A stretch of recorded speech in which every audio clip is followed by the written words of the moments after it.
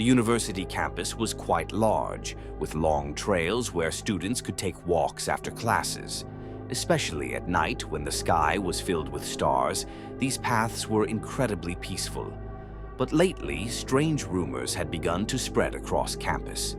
While sitting with friends in the dorm cafeteria, a student named Jack said, "Last night I saw something while walking on the back trail." His face was pale and his voice was trembling. At the base of a big tree, there was a woman in all white. She had no face. The others laughed, but I noticed the terror on Jack's face. That same night, I was planning to walk on that trail, but his story gave me chills. Still, my curiosity outweighed my fear, and I didn't change my mind. Around midnight, I set off. The trail behind campus was lined with tall trees. A light breeze rustled the branches, and the leaves whispered. The moonlight illuminated parts of the path, while other stretches were swallowed in darkness. After walking for a while, I noticed a silhouette beneath a large tree ahead. A white, motionless figure. I blinked, but it was still there. My heart started racing. I slowed my steps, but curiosity drew me closer. Then the figure moved. It slowly turned and faced me. But it had no face. All I could see were dark hollows where eyes should have been, and a shadowy curve where its mouth should be. Suddenly, a cold wind blew, and leaves began swirling around the figure. I turned and ran back toward campus. My footsteps echoed, and whispers chased after me. "You can't run. You found me." Breathless, I reached the dorm entrance and slammed the door behind me. No one was there. The lights were on, and the security guard was dozing off. I started to think I had imagined the whole thing. But that night, I couldn't sleep. Tossing and turning in my bed, I heard a rustling noise outside my window. I parted the curtain and looked down. Among the trees, I saw the silhouette again. It was staring at me. The next morning, I found Jack and told him what happened. His face turned even paler. "I told you not to use that path," he said in a hushed voice. "That woman was the daughter of the old campus groundskeeper. She disappeared there years ago. No one ever found her. According to the rumors, she latches onto those who lose their way." His words made the fear inside me grow stronger, but still I couldn't suppress my curiosity. That night, I decided to go back to the trail, this time with my friends. I wasn't alone anymore, and I felt braver. At midnight, Jack and a few others joined me on the same trail. We walked slowly. Everything was quiet. Just as we reached the large tree, one of my friends shouted, "Look! Over there!" I squinted. The white silhouette was there again, standing at the base of the tree. But this time, it slowly began walking toward us. My friends panicked and ran, but I stood frozen. As the figure approached, it suddenly vanished. When I fell to the ground, I felt something beneath my foot. The soil seemed disturbed. As my friends came back to help me up, I saw a hand reaching up from the ground. I screamed and scrambled away. That night, we returned to the spot with security guards and a few other students.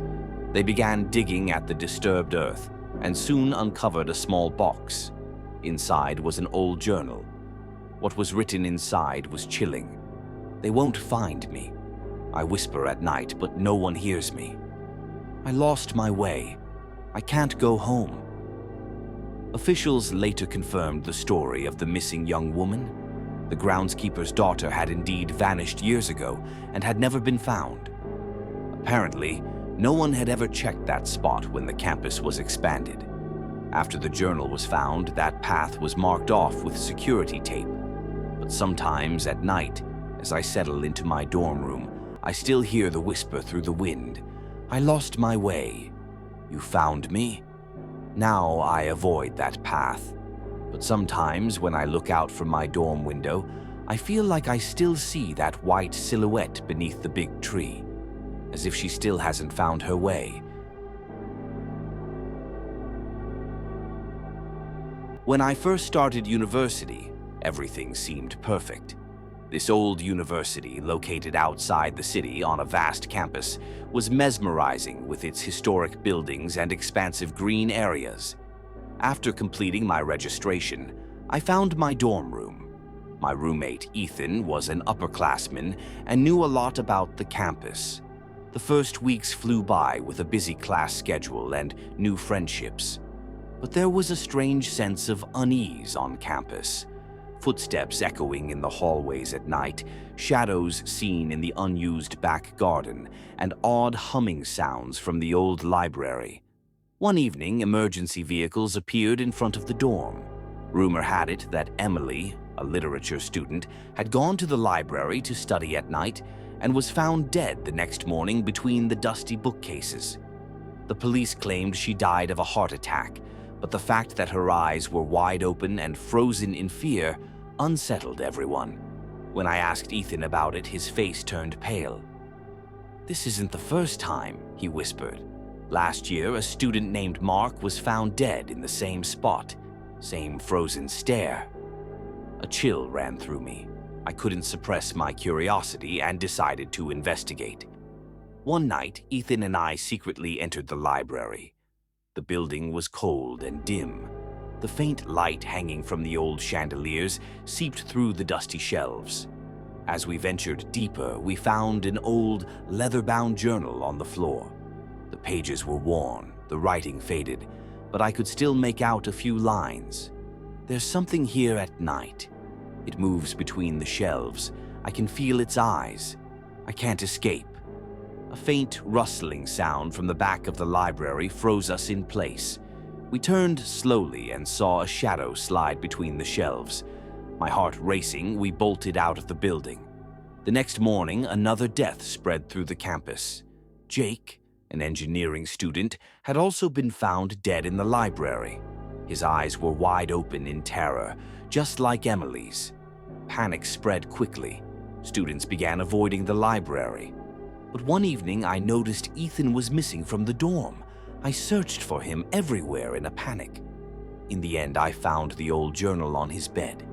At the back, a hastily written note read, "It knows our names. It follows the one who reads the story." After Ethan's disappearance, I decided to investigate the library alone. When I entered, the air was heavy and suffocating. I read the entry in the journal again. "When the story ends, it finds you." A few shelves in, I found an old book on a table titled Eyes in the Dark. As I flipped through its pages, a chill ran down my spine. The characters' names were the same as the deceased students: Emily, Mark, Jake. And then I saw Ethan's name. On the final page, I saw my own name, and my knees buckled. A dragging sound from behind startled me. I turned slowly and saw a dark figure with glowing red eyes staring at me from the end of the corridor. I dropped the book and ran to the door, but it was locked. The figure kept getting closer. I struggled with the door, and it finally gave way at the last second. When I returned to the dorm, Ethan was gone. A notification popped up on my phone from the campus news app. Tragic event. Senior student Ethan Parker found dead in library. My hands trembled as I read the news. Ethan, who had been beside me the night before, was gone. Then the last line of the journal echoed in my mind. "Those who read the story are marked. The story must go on." I left the school shortly after and enrolled in a new university in another city. But the fear followed me. One night in my new dorm, I heard a rustling sound from my desk while I was trying to sleep. I turned on the lamp, and there it was, the old journal lying on my desk. I gathered all my courage and opened it. A new sentence had appeared on the last page. "You can't escape. The story never ends." I threw the journal out the window, but when I turned back, it was on the desk again. I didn't sleep that night. I could feel the presence of glowing red eyes watching me from the shadows. Now I know the story hasn't ended. The curse came with me. Every night I feel those eyes in the darkness watching me, and the whisper still remains. You are part of the story now.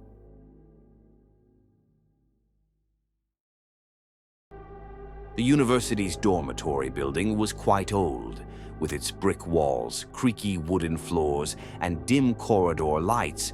Most students complained about it. But the scariest part of the dorm was the abandoned hallway on the 4th floor. There was only one room there, room number 13. A large padlock was fixed to the door, and the words, "Do not enter," were written in red letters across it. According to rumors, a student had committed suicide in that room years ago, and no one had used it since. One evening, while sitting with friends in the dorm's common room, the conversation turned to room number 13. One of them, Sam, said, "I heard noises coming from that room last night, light tapping at the door, like someone was inside." While the others laughed it off, the seriousness on Sam's face made me think twice. Still, the story made me walk faster whenever I passed that hallway at night. The next night, I noticed something strange. The padlock on room number 13's door was gone. Out of curiosity, I pushed the door. Strangely, it opened. The inside was cleaner than I expected. Only the bed was covered, and there was an old desk in front of the window. As I stepped into the room, the air felt colder than usual. When I leaned over the desk, I found a dusty notebook. On the first page, only one sentence was written: "Do not wake it." A chill ran down my spine. When I turned around, I noticed the door had slowly closed. I was sure I had left it open. I wanted to get out quickly, but froze when I heard a soft whisper behind me. That night, I returned to my room, but I couldn't sleep. When I woke up in the morning, I found the notebook on my doorstep. I went to the dorm supervisor and told him what had happened, but he just smiled and said, "It's just the wind." In the following days, the notebook kept coming back. No matter what I did, it somehow appeared again in the dorm hallway. Eventually, I couldn't resist and opened it again. This time, on the second page, a new sentence had appeared: "I'm coming to you."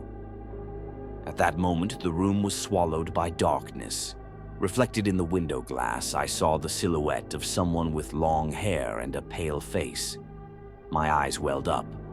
My heart was racing as I shut my eyes tight. The shadow slowly faded into the wall. The next day, there was panic on campus.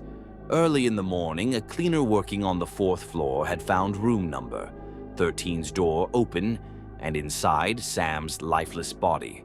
When the police arrived, they were met with a heavy stench from inside. Sam's body was lying on the bed, flat on his back. The scene was horrifying. His eyes had been completely gouged out, and dried blood had streaked from the empty sockets. His abdomen had been torn open and his internal organs removed. The police reported that blood trails led from the body all the way to the door. The news spread quickly across campus, and everyone was in shock. The dorm administration decided to close off the entire 4th floor, but that didn't ease the fear.